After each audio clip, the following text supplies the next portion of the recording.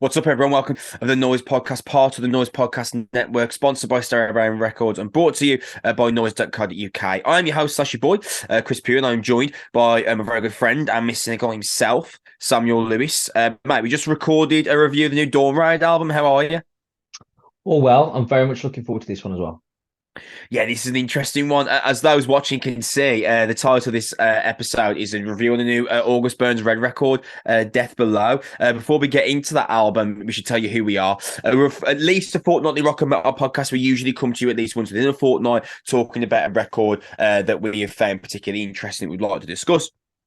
You can follow us on Twitter at Noizze Podcast or follow the general website handle at Noizze UK. The best way to support the podcast is either by subscribing / liking, following, depending on whichever service you are using. We're available on YouTube, Spotify, Apple Podcasts, wherever you get your podcasts, we will be there. I briefly mentioned the intro. We've just done that review that's going to release on the same day as this of the new Dawn Ride album. So if you're interested in that, please go and check it out. Recently, we've also done reviews on the new Periphery album and new Suicide Silence albums as well. Next week, we're going to be coming to you with a review of the new Bury Tomorrow album as well. So very busy March for the podcast, but that's how we like it, isn't it, Sam? Absolutely, mate. Good music is good music at the end of the day. Let's get straight into it. Depending on how you judge whether you include their Christmas studio albums or not, Death Below is the ninth studio record from Pennsylvania metalcore band August Burns Red. Is out on March 24th via Nuclear Blast Records. Sam, I think an interesting place for us to start with this review is actually the way me and you would usually discuss August Burns Red. With August Burns Red, it's interesting because they're a band that you can throw your hat on that will always do a 7 out of 10 album. And they're a good metalcore band that will always deliver no matter what. And our kind of running joke together was like we could review the next August Burns Red record tomorrow if we wanted to. And sometimes the fact of August Burns Red's predictability is a stick that some people choose to beat them over the head with. Some people, including me, I'll be honest, at times. However, Sam, I'm just going to quickly bring something up here just to potentially either cripple or add to my point. I'm just going to quickly jump on Spotify. Right, if I said to you, Sam, when you were 16, you're going to be in a band. The best album you release is going to be in 2007. But after that, well, actually, maybe Constellations in 2009 as well. You'll release two great albums after one another, one in 2007 and one in 2009.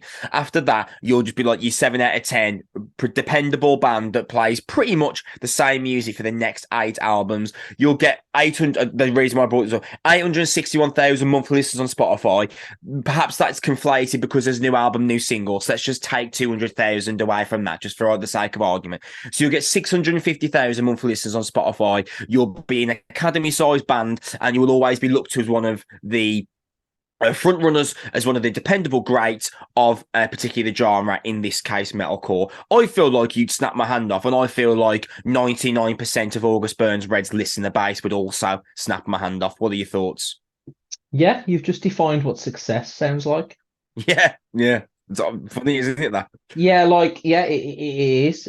Because the other side of this conversation is you're either incredibly successful and you're like a genre-changing band, well, there are only like 5 of those every decade, or you keep changing yourself and you end up you're losing your own fan base, or you find a faltering genre, or you stray away from it too far, and then you sort of sound weird and pathetic trying to reclaim it back for the hope of regaining the audience that you actually lost. Hint, hint, Suicide Silence. And that's not fair on them, actually. So I did a whole album review of just jabs, and now it's just a drive-by Then shooting. you're jabbing them out when they're doing another I band know, album and review. I saw him live, and I really enjoyed it. I don't even know what I'm doing. I'm just a You're like a bully. football fan that chant like the Wolves fans chant about like hating West Brom when we're playing like Norwich. Well, West Brom's in the championship. What do we do? We're ninth. Leave us alone. We're no threat to you. I don't know what position they are. It's just an example. But yeah. So no, most bands would have accepted that in their burgeoning introduction. I also think that August Burns Red, while have never become Killswitch Engage, few bands do become Killswitch Engage. Yeah. And I also think if you'd offered August Burns Red's career to Bullet for My Valentine, wouldn't they swap it for Oh him? yeah, definitely, 100%. Yeah, definitely. If I And remember and correctly, I they think August Burns Red got nominated for a Grammy as well. If I remember correctly. so Bullet for My Valentine were actually bigger than August Burns Red for a bit, but then they've absolutely cascaded downwards to the point where they're looking up at August Burns Red. So yeah, I obviously we when we have these album conversations that the same with sort of bands of consistency, the same thing seems to permeate. What kind of side do you want to live on? Because there are lots of fans that say it sounds like the last one, and loads of the fans will be like, "Great, I loved the last Hmm. one." Um, Yeah. and some fans are like, "Oh, I wish it was different." I was like, "Cool." Then listen to something different. Like that's your prerogative as well. I will say, well, I was obviously coming back here that I don't think August Burns Red. I don't know how you feel about this. I don't think they've followed the exact blueprint that they've Ah, done. well. See that. I'm I'm, glad you I'm like, brought that up. yeah, segue into what you were going to plan to say for that then. Well, yes. So basically, the idea is I started the review talking about the kind of jabs that people point to August Burns Red, saying, "Well, we can review the next album now if you want," but actually, that really isn't the case here. In some areas, it is, but actually, Sam, there's some areas where, man, this album takes chances, and I just completely cut across what you were saying. So I No, will that's let absolutely you fine. continue. But yeah, the reason why I opened with those types of questions is actually August Burns Red. I feel like there's some real unseen left jabs that have come through in this album, and obviously we're going to talk about them in detail. Yeah, I would agree. This feels like a step forward in every sense of the word, Yeah, and I'll sort of I kind of knew what I was expecting, but the thing is, I'll say I'm a self-professed. I really like August Burns Red. I yeah, really like them, and it maybe that's my own personal bias because if it this is right in my wheelhouse, this type of music. yeah, Like this is like five or six of the really core principal things that I love about metal. So hearing a decent version of those things, I am always going to be in. Like I was in when Polaris brought out The Death of Us. I'm going to be in with this. Like that it feels like that kind of record in the sense of like this is great modern metalcore, and this is what great modern metal sounds like to me. Um, so if you're not on that kind of borderline with me and you think great modern metal sounds like something else, that's absolutely fine. But so I'm big into August Burns Red anyway. This album was like a reminder that I should be listening to August Burns Red all the time. Um, I'm yeah. really impressed with this. Really impressed. Slight correction from me. It's actually out on Sharptown Records, not Nuclear Blast. My apologies for that one. That was why I'll just quickly double check. Hang on, is it out on Sharptown? So actually, it's out on Sharptown Records on March 24th, not Nuclear Blast. Now, usually we skip through the singles, Sam, because if you're a fan of August Burns Red, you will have, you listen to his podcast, you've probably already heard the singles. But something tells me, Sam, you're gonna want to talk about Reckoning. So, Sam, talk about Reckoning because I just guarantee you got plenty to say about it. Sam, what do you think of Reckoning? It's my favorite song on the I knew, I album. knew, mate, I knew.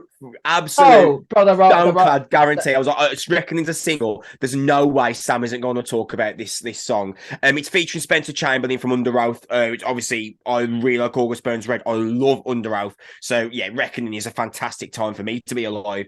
Sam, talk about Reckoning, man, and then you talk about Reckoning, and I will lead on the cleansing because I've got things to say about the cleansing. Sam, fantastic. Reckoning. Reckoning's a fantastic metalcore song Yeah, from start to finish. It does everything right. Like it's thick and punchy to open with. It's beautifully mixed. Classic great metalcore, reminiscent of like that Polaris record I just mentioned, The Death of Us, Death of Me, Death of Death of Us. Me. Yeah, Death of Thank Me. you. The Death of Me.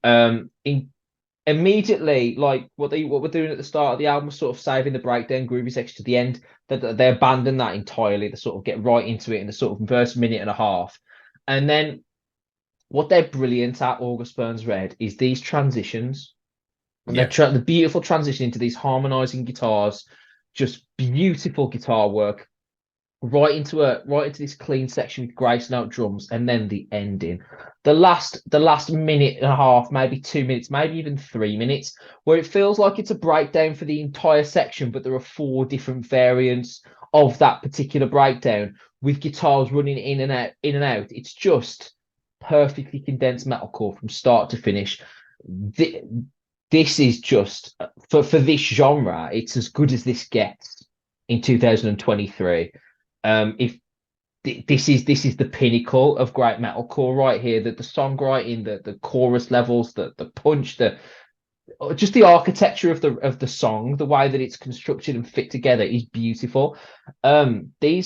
These guys are experts in this field. This is the equivalent of listening to getting a PhD in metal songwriting for this particular corner of metal. And The Reckoning was a perfectly good example of that. It's just a brilliant, brilliant song where I felt like every 2 minutes it had the right to finish. And it was like, okay, we've done enough now. And it seemed to sort of envelop into something else and something else entirely. Their ability to write these serpentine songs that have 10 to 15 different variations of one idea that somehow simultaneously feel fresh and somewhat familiar is an astonishing skill. It's an astonishing skill. So often bands are like, let's chuck this idea in, and it sounds so far removed, you can tell, but it's just a massive leap. They do a phenomenal job of just slowly chipping away at the original idea and taking slow left turns away from the general idea of the song by sort of varying little riffs here and there and all this sort of stuff. Just the 2 to 3 minutes of the conclusion of this is just absolutely absurd. Absolutely absurd. It's an incredible song. But here's the thing: if this is my favorite song on the album, there are like four tracks below it that are all like level with each other. There are some amazing moments in this. So let's topsy turvy. Let's go right to the top. And Premonition's a beautiful opening. Take us from the cleansing, man, because the cleansing is a phenomenal song. Well, just putting a fine wrapping about how we opened up this review, saying that actually I opened up by saying we could review the next August Burns Red record now, and this is actually a slight deviation away from that. I feel confident in saying, Sam, this is the best August Burns Red record since 2009's Constellations. I haven't listened to every single album in that period, but I would be amazed if there's one that's better than this. It's definitely the most complex August Burns Red record I've ever heard. I'm very comfortable in saying this is as complex as they've ever gone to, and not that any kind of August Burns Red record's ever been simplistic, but this.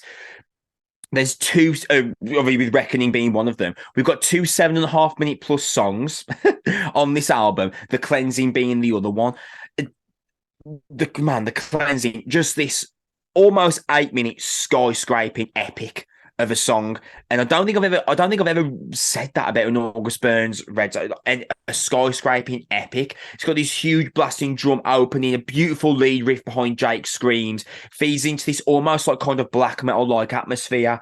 There's a really nice mid tempo breakdown riff that immediately becomes more technical as it feeds back into the vocals near the middle eight. John Brubaker, the lead guitarist, unbelievable performance on this album, by the Yes, way. from start to finish. But particularly on this song, he brings back the kind of black metal thematic into there's like a choir-esque undertone that gets used around about the 5.5 minute mark, and then absurdly John brings back the black metal tonality from the opening of the song back in underneath the choir. Unbelievable.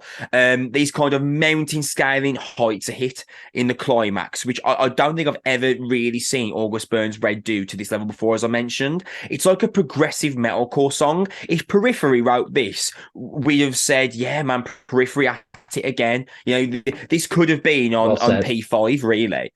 Yeah. And we wouldn't have batted an eyelid. We'd been like, oh, great new Periphery song on this. Mm. Just stunning this. I think The Cleansing is the best song that August Burns Red have released since probably Mariana's Trench 2009. Just Yeah. unbelievable, The Cleansing. And what you mentioned there is you've got these two standout tracks that kind of bookend the album, The Cleansing and Reckoning, but also there's an underbelly of great metalcore here, and it's the most technical I've ever seen August Burns Red, because you'll get the odd song where you think, oh, right, they're dropping into the classic August Burns Red trope. And then actually, like, well, actually, that's a much more technical way they've done it there, because actually the breakdown, they've put a breakdown riff, but actually it's not a breakdown. They're using the breakdown riff actually just underneath Jake's vocals. And the blueprint, the piecing together of this album is unlike anything I've heard them do before. This is genuinely, and I really mean this, this is genuinely unlike any other August Burns Red album. If you'd have given me 20 guesses at what might happen on this August Burns Red album, I wouldn't have come out with, well, two of the songs will be about 16 minutes in length added together. That wouldn't have happened. And I certainly wouldn't have come out with the idea of they're going to go down this much more complex route. And they're going to, if I had to assume, they're going to go for the idea of, you know what, we've been the dependable metalcore band for 15 years now. Should we remind everyone why we're the dependable metalcore band? Because we're actually really good at this. And Sam, there's just ample songs that remind us why they're really good at this, such as Tightrope, for example. Oh, the opening of Tightrope is just phenomenal. The fact that the fact that we're not talking about any of the features really in depth. I know so far we might get back to that later. Jesse Leach is on this album, and it doesn't I really know, matter. yeah. It No, not doesn't. particularly. It doesn't really matter. And he adds.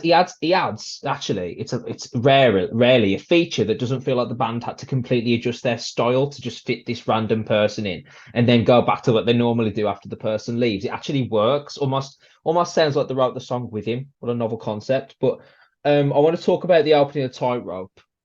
Now, I'm gonna say a band to you, Chris, and this is going to explain how I feel about it. That I thought you're going to know instantly. Finneas. Yeah, let's go, man. Yeah. Like, I love Finneas, Yeah, and they're amazing. their last album was a top 10 metalcore album for me. And I remember when we were compiling the albums of the year for Noizze, and one of our colleagues was like, "Who put this in here?" And I was like, "Me, it's amazing." Yeah, Shut your yeah. face and stick it in the top 40. Like, we're not even discussing this. But anyway, that's what it feels like with this. The introduction here. But it's not just the fact, this is the thing as well. Like the thing about August Burns Red and metalcore in general is that it's the combination here of the guitar led stuff and the groove and the percussive stuff as well. Usually you kind of get one or the other and not so beautifully transitioned. And at least and like you talk about, like you said earlier, like you kind of nailed it with like some of the expectations that we had going into this August Burns Red album. There are very little moments in this record where it goes into that traditional dun dun dun dun dun dun dun dun Yeah, dun no, it dun doesn't dun happen a dun. lot. It doesn't happen a lot, like, and that must be so tempting to know that they could just write 14 variations of that riff and just be sound. But the fact that they choose not to and go for some really modern, heavy groove, head bobbing, breakdown, beatdown style verses that are much more befitted of where metalcore is now, actually sounds like they must have got together in a room and like decided, subconsciously or not, or actively, because I always ask these questions to bands, and it's like, oh, we never really think about that actively, but that's just the way it happened. Do you think they got into the room and were like, should we just not be a relic of 2009 anymore? There's no way they didn't purposefully decide to show people what they can actually do. There's I there's would be definitely a absolutely sense of like, astonished. this is where metal is. Should we just do we just try and, you know what I mean? Like, let's see if we can fit in with where metal is right now, rather than try taking people on a time machine and stuff. And I've got so much respect for that. This is actually a really, really good archetype of how to actually adapt yourself and adapt your band in the perfect developmental way. This is how progress happens successfully. It doesn't mean Yeah. ripping everything down to the studs and trying something different entirely. And it doesn't mean repeating the same thing for fear of change. It's a slight amendment and adjustment, or in this case, a fairly decent size amendment and adjustment that still maintains what makes August Burns Red great, but it's also been developed and added to and sort of expanded in this really, really great way. Like, for example, the opening of Fool's Gold and the Bear Trap Oh mate, that is album, gorgeous. that song is beautiful. And then literally in the Volta, it just completely boom, just completely changed into one of the heaviest songs I've ever written. Wild. It's incredible, and it's just that the way that it builds up with the drums and pauses for that little whisper vocal and then kicks in afterwards. It's just phenomenal. And as well, and as much as we like August Burns Red, very few album tracks here, and I felt there usually are more filler tracks on August Burns Red songs where I'm like, okay, that's just following the Yeah. blueprint to add 15, 20 minutes to the record. Cool. We'll just wipe off track 6.8 from my personal hard drive forever and then just move on to the singles. But it doesn't feel like that here at all. I want to talk about a couple of these tunes. I want to talk about Sevink going in to Dark Divide, Unbelievable. which is Dark just Divide is unbelievable. thank Unbelievable you. song. Which just it's just a gorgeous intro that just perfectly goes into a riff that kind of sounds like classic Avenged Sevenfold. It's that kind of like sleazy, dark, dirty midnight style riff. And then it kicks into this amazing sort of thick riff. We've got the bass stuff going on. There's so much here. And then it goes right back into the seven stuff at the conclusion. The riff on Deadbolt is just fantastic.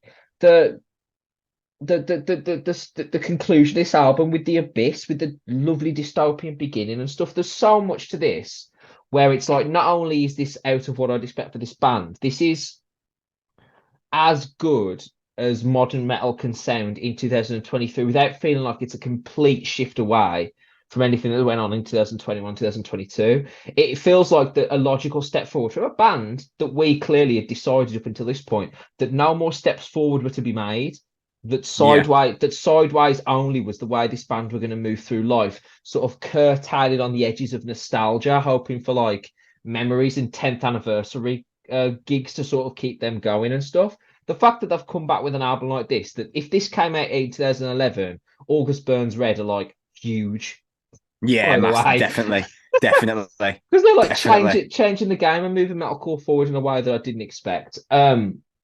This is a real contender for end of the year conversations. It's really good. I'd be surprised if there's a better metalcore album than this year. Yeah, me too. Me too. It might have the metalcore slot on the list. You know what I mean? Of those kind of Yeah. albums. Yeah, it's tremendous. It's incredibly well written and it's bold. The right amount of bravery, the right amount of courage, the right amount of the songwriting here is superb. Our mutual friend Leon is going to adore this Yeah, album. this is going straight on the recommendation to hit to Leon. That's straight in the car when we next have our big travel, Yeah, it's one 100%. of the three genres he enjoys. Um, Or three things in general of life. yeah, absolutely, absolutely. But this is right in that wheelhouse. This is exactly what I would have. This album is brilliant. If you love metalcore, if you love August Burns Red, if you love music in this genre at all, if you enjoyed the Polaris record, um, it's just got so much going for it. I really enjoyed this, and I was so glad to enjoy it as much as I did. It's beautifully Yeah, written, so this was a good. wonderful surprise. This was a wonderful surprise because when we first got the record through, I was like, right, me and Sam both really like August Burns Red, so of course we're going to review it. But I feel like I could review it now. Really, I saw it drop into our inbox, and I was like, yeah, I know what this is going to sound like. And it was such an amazing Mm. experience for me to be like, as soon as the cleansing got to like 3.5, 4 minutes in, I was like, this actually is completely different, not completely different, but is a Yeah. fairly sizable shift away from my expectations of August Burns Red. Like, I didn't even listen to the singles going into this album because, again, I don't mean to sound rude to the band because I actually really like August Burns Red. They're a legendary metalcore band for a reason. But like, I did feel like the album was probably going to sound exactly like Phantom Anthem that came out in like 2017. It's probably going to Yeah. sound exactly like that one. But it really, it's so. I keep using this. I keep repeating this. But it's so complex. This album, mate. Dark Divide, that song, oh my god, the way it capitalizes on the kind of gorgeous undertones that Sevink lays for it, and it's got this really technical, powerful opening. The middle eight has got the most exquisite piece of songwriting because the punch and the venom from the opening stages goes into a complete 180 and it turns into a progressive run of like real grace and it really expands the track into a completely new area. And what I noticed with Dark Divide, because I listened to it a couple of times, I was like, Where's the chorus on this? The actual chorus doesn't kick in until the last minute, and then they finish on a gang vocal while the next progressive riff starts. And I was like, "This is crazy. This song's like 4.5 minutes. It saves its chorus to the last minute, and then for its outro, it uses a gang chorus with a progressive riff. Like this is insane. Like August Burns Red are just trying like they're smashing and capitalizing on completely new ideas here. And when Deadbolt kicks in, Deadbolt's the most out and out August Burns Red track on the album, I think, which was actually something of a slight mild disappointment because of how the rest of the album is a kind of an expansive branch into not quite new territory, but at least a furthering nudge into complexity. I It would completely agree. it I wouldn't be an completely August agree. Burns Red record without a big hefty breakdown behind a clean riff though, and Deadbolt absolutely brings that part in abundance. So Yeah, I'm glad it Kiss. exists. I'm glad it exists because it has got that classic big breakdown, clean riff in front of the rhythm guitar just pounding away, which I've always loved, always will love. I'm so happy, I'm so positive about this album because I genuinely expected it to be. Yeah, it's another good one, isn't it? We'll see him Yeah. in 2025 for another good one. This is actually a fantastic like one. like a weather report. It's metalcore. Jim, let's wait to see what happens tomorrow. It might be more metalcore. I don't know. This is actually a fantastic one. This is a Yeah, fantastic album. This I is. was just had a quick look, right, at just like because August Burns Red are in, let's just say for sake of argument, their 16th, 17th year. It's close on 20 now. Yeah, then about 15, 16 now. Yeah, I think because the Okay, first so let's album came call out a in spade a spade 2006, I and think. just let's just call a spade a spade and say bands that have at least had 15 years in the game. Yeah. Chances that their new album is going to be the best of their career. Now, I'm not saying this is, or at least in that conversation, right? I'm going to take Trivium out of it and Mastodon out of it because they're just aliens. But Yeah. of their contemporaries, right, or metalcore bands since like 2004, imagine if you found out that As I Lay Dying have got an album out next year and it's one of their top 2 or 3 records. You'd be like, Yeah, no I'd be chance. stunned. I'd be stunned. Yeah, Kill Switch Engage, I'd be unlikely. stunned. I'd be stunned. Um, Even Architects and Parkway Drive, it'd be tough to talk you into it, wouldn't it? Yeah, it This, would. this album's comparable to Holy Hell. This album's comparable to Deep Blue. It'd be hard to believe. Bullet for Yeah. Valentine, that's obviously impossible. All that remains: Devil Wears Prada, North Lane, Wage War, Converge, Asking Alexandria, Unearth, Atreyu. Any of those bands do you think would be capable of releasing like a top 2, 3 album of their career 15 years down the road? It's a few. It's a thin list. I mean, I think Architects and Parkway Drive could do it, but it's unlikely. And yeah, Yeah. and from there, mate, I really don't know. Possibly maybe Unearth could do it because Unearth are a bad boy band, man. But Atreyu absolutely not got Atreyu, a shell Yeah, of the let's go former even selves. further. Bleeding Through, no Nah, chance. bleeding through were perfect at the time, but A, no. a Day to Remember of Mice and Men. Like Yeah, it's tough, isn't it? Like of bands of even in that kind of range to say after 15 years you're gonna write an album that's compiled with the best of material. The only exceptions in modern metal are like Mastodon, Trivium, and Gajira, and and and, yeah. and maybe like maybe a couple of others that someone's going to point out to me that oh this band actually sort of fine. I'm just talking about their contemporaries of that particular style. It's so difficult to actually envisage something like this where they've actually built a success on a type of album that they could. This is so impressive. Imagine knowing that you could write an album with limited effort. It'd take you 6 months. It would be an hour and 15 minutes. You'd get 100,000 extra plays on Spotify. You'd sell out a tour, no problem. You make enough money to keep yourself going for another year, year and a half. And you could just do that tomorrow without really thinking about it. Or Yeah. you could get together as a band in your 15th year, really work on your craft, develop as songwriters, get all these people into to do extras and features and all this type of stuff. Write the most progressive album of your career, and you don't even have to. Yeah, That is so that's an so amazing way of putting it, impressive. man. It's Yeah. so impressive knowing that they could just do what all their contemporaries do, which is might be metalcore again. This will be 7 out of 10. Let's just go out and play academies and 2000 strong venues and support a big band like August Burns Red could turn it with Architects, couldn't they? Or they could tour with Yeah. Trivium on a leg of their US tour or something. Make some money, sell some t-shirts, play Mariana's Trench, win a few new fans, and start again. But they decided to write something of real value. And one of the other bands that I didn't mention was the band that reviewed last week. Periphery could release the best album of their career for the next 15 years. Yeah, yeah, But that was again are just they're just magicians. But this is such a this was such a lovely listen for me because yeah, I was starting to fear that I was falling out of love with certain types of metal. yeah. And this has reminded me that it's not that, it's just that I've heard all of the good stuff in some genres, and it takes a lot to win me back over now. This puts me right back in the driver's seat of loving metalcore again, and that's such a wonderful thing to say and feel. That's where we're going to leave off episode 123 of the Noizze podcast. August Burns Red's new record, Death Below, is out on the 24th of March via Sharp Tone Records. Please listen to it.